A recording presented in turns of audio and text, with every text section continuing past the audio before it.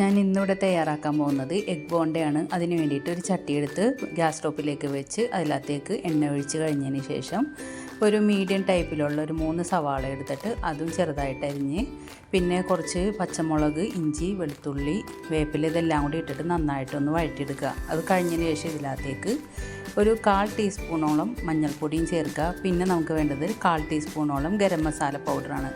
എന്നിട്ട് ഇതെല്ലാം കൂടി ഇട്ടിട്ട് പിന്നെ ഒന്നും കൂടി നന്നായിട്ടൊന്ന് വഴറ്റിയെടുക്കുക.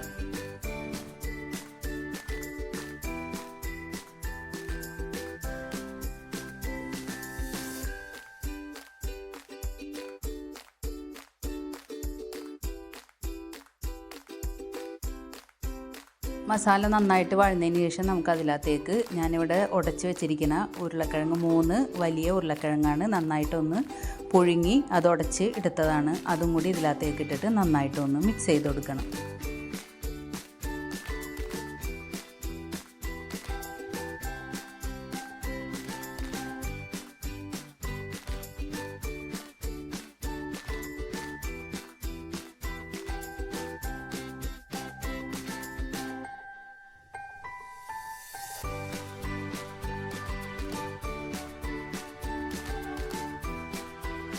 അത് കഴിഞ്ഞിട്ട് ഇതിനകത്തേക്ക് നമുക്ക് പാകത്തിനുള്ള ഉപ്പും കൂടി ഇട്ട് കൊടുക്കണം. ഞാൻ കിഴങ്ങ് വേവിച്ചപ്പോൾ ഉപ്പ് ഇട്ടിട്ടുണ്ടായിരുന്നു, എന്നാലും കുറച്ചും കൂടി ഉപ്പ് ആവശ്യമായിട്ട് വന്നിട്ടുണ്ട്. അങ്ങനെ ഇത് നമ്മളത് ഇറക്കി ചൂടാറാനായിട്ട് ഒന്ന് വെക്കണം. ഇതിലേക്ക് വേണ്ട മുട്ട ഞാൻ പുഴുങ്ങി നേരത്തെ വെച്ചിട്ടുണ്ട്. ഒരു മുട്ട 4ആയിട്ട് കട്ട് ചെയ്താണ് വെച്ചേക്കുന്നത്. പിന്നെ നമുക്ക് ഈ മസാലയിൽ നിന്ന് കുറച്ചെടുത്ത് കയ്യിലേക്ക് ഇട്ട് പരത്തിയിട്ട് വേണം അത് ശരിയാക്കാനായിട്ട്. അതിന് വേണ്ടിയിട്ട് കുറച്ച് എണ്ണ ആദ്യം കയ്യിലേക്ക് തടവി കൊടുത്തിട്ട് ആ മസാല എടുത്ത് ആദ്യം നമുക്കൊന്ന് പരത്തി കൊടുക്കുക കയ്യിൽ വെച്ചിട്ട്.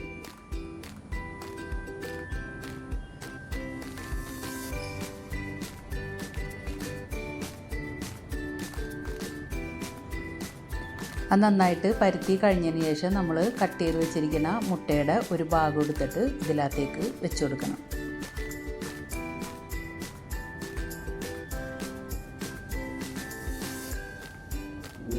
ഒരു മുട്ട 4ആക്കി കട്ട് ചെയ്തതിൽ ഒരു ഭാഗമാണ് ഞാനിപ്പോൾ ഇതിനകത്ത് വെച്ചേക്കുന്നത്. എന്നിട്ട് ആ കിഴങ്ങിൻ്റെ മസാല കൂട്ട് നന്നായിട്ടൊന്ന് ഈ എഗ്ഗ് നന്നായിട്ടൊന്ന് പൊതിഞ്ഞെടുക്കണം.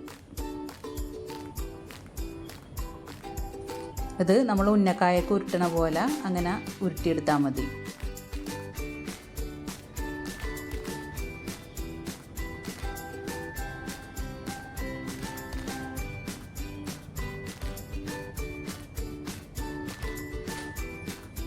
അതുപോലെ തന്നെ ഓരോ മുട്ടയുടെ പീസും വെച്ചിട്ട് ഇതേപോലെ തന്നെ കിഴങ്ങിൻ്റെ മസാല എടുക്കുക. ഇതേപോലെ കയ്യിൽ എണ്ണ ഇട്ടിട്ട് അതൊന്ന് പരത്തി കൊടുക്കുക. അതിനുശേഷം നമുക്ക് എഗ്ഗിൻ്റെ പീസ് വെച്ചിട്ട് അതും കൂടി ഒന്ന് ഇതിനകത്തേക്ക് നന്നായിട്ടൊന്ന് മിക്സ് ചെയ്ത് കുഴച്ച് കൂട്ടി വയ്ക്കുക. നന്നായിട്ടൊന്ന് ഇതിൽ കവർ ചെയ്ത് വയ്ക്കുക.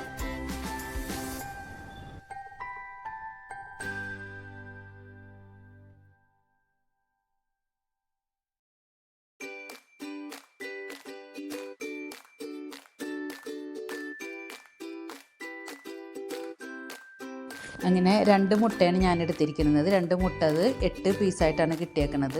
നമുക്കിത് ഇനി അടുത്തത് ചെയ്യേണ്ടത്, നമുക്കിത് കട്ട്ലേറ്റിനൊക്കെ നമ്മൾ മുക്കി പൊരിക്കുന്നത് പോലെ 2 മുട്ട അടിച്ചെടുത്തിട്ടുണ്ട് ഞാൻ. പിന്നെ ബ്രെഡ് ക്രംസ് ഉണ്ട്.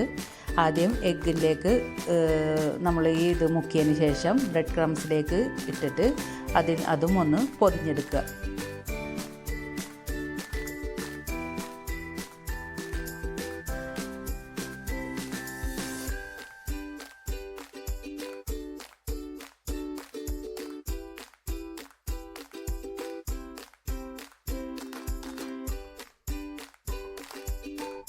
അങ്ങനെ ഓരോന്നും ഇതിനകത്തേക്ക് ഇതേപോലെ ചെയ്തിട്ട് ഇങ്ങനെ നന്നായിട്ട് മുക്കി ബ്രെഡ് ക്രംസ് പൊതിഞ്ഞെടുത്തതിന് ശേഷം നമുക്ക് ഇത് ഫ്രൈ ചെയ്തെടുക്കണം.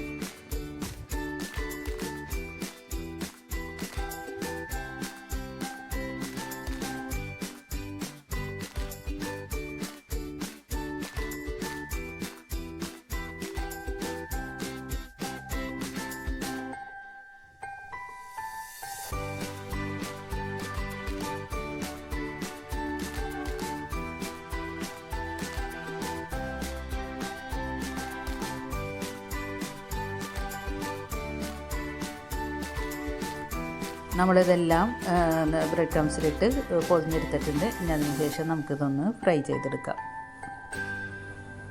അതിന് വേണ്ടിയിട്ട് ഗ്യാസ് സ്റ്റോപ്പിലേക്ക് ഞാൻ ഒരു പാൻ വെച്ചിട്ട് അതിനകത്തേക്ക് ഓയിൽ ഒഴിച്ചു കൊടുത്ത് ഇതേപോലെ ഓരോന്ന് ഇട്ട് കൊടുത്തിട്ട് നമുക്കൊന്ന് ഫ്രൈ ചെയ്തെടുക്കാം. കണ്ടാൽ ശരിക്കും ഇത് ഒരു ഉന്നക്കായയുടെ ഒക്കെ ടൈപ്പ് പോലെ തോന്നും, പക്ഷേ ടേസ്റ്റ് വ്യത്യാസമുണ്ടെന്ന് മാത്രമേ ഉള്ളൂ.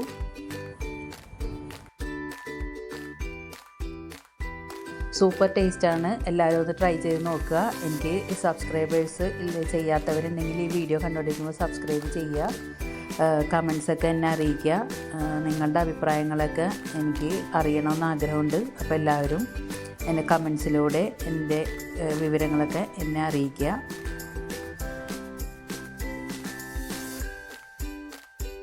ഇതുവരെയും ഇത് ഉണ്ടാക്കി നോക്കാത്തവരാണെങ്കിൽ ഒന്ന് ട്രൈ ചെയ്ത് നോക്കുക. അടിപൊളി ടേസ്റ്റാണ്. അപ്പോൾ എല്ലാവരും ഒന്ന് ട്രൈ ചെയ്യുക. കണ്ടാൽ ഇത് ശരിക്കും ഒരു ഉന്നക്കായ എന്നേ വിചാരിക്കുകയുള്ളൂ. അപ്പോൾ എല്ലാവരും ഒന്ന് ട്രൈ ചെയ്ത് നോക്കുക കേട്ടോ.